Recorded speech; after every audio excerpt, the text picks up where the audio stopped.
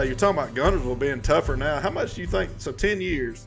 Think about how far we've advanced electronics in 10 years. Is that really the main thing? Everybody's out there now beating on them.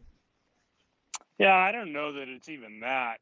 Just as much as this lake. Well, obviously that's changed the lakes. The pressure is there's more pressure out on those deeper fish and everything, of course. But the grass to me is what's changed in this lake more than anything else. Instead of it just being hydrilla and milfoil, a lot of eelgrass and this clumpy kind of stringy grass. I don't really know of it. But anyway, two different kinds of grass that, shoot, when I first moved here and for the first several years I was here, it was almost just not even prevalent at all. And now that stuff is everywhere. And I think that that grass changing, we all know how healthy fisheries are that have hydrilla and milfoil in them. You look at those lakes like Sam Rayburn and Toledo Bend when it had it, and every time that grass changes, they kill it, or really they just kill it in most places. I haven't seen a switch like it has at Guntersville in many other lakes, because it was such a drastic change. But yeah, man, I think that's changed it more than anything else. That and pressure and electronics, but electronics aren't on top of the list.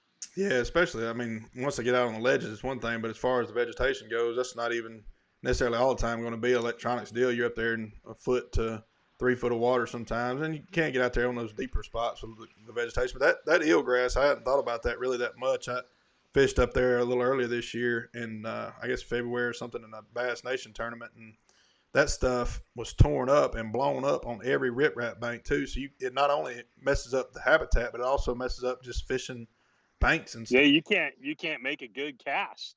Sometimes there was times this spring I'd be fishing areas and I'm just like, I can't even make a cast. Yeah. I just have to leave and wait for that stuff to get blown away. But I remember when I drew a co-angler here like in 2011, I believe is when it was. Nice guy, lives up the lake, and anyway, he said, "Hey man, he said if we're struggling, I got this weird grass up the lake that we can go fish. There's like this little tiny patch up there. I don't know what it's called, but they're in it." And so we ended up going up there. I was kind of sucking. All the spots I was picking were no good.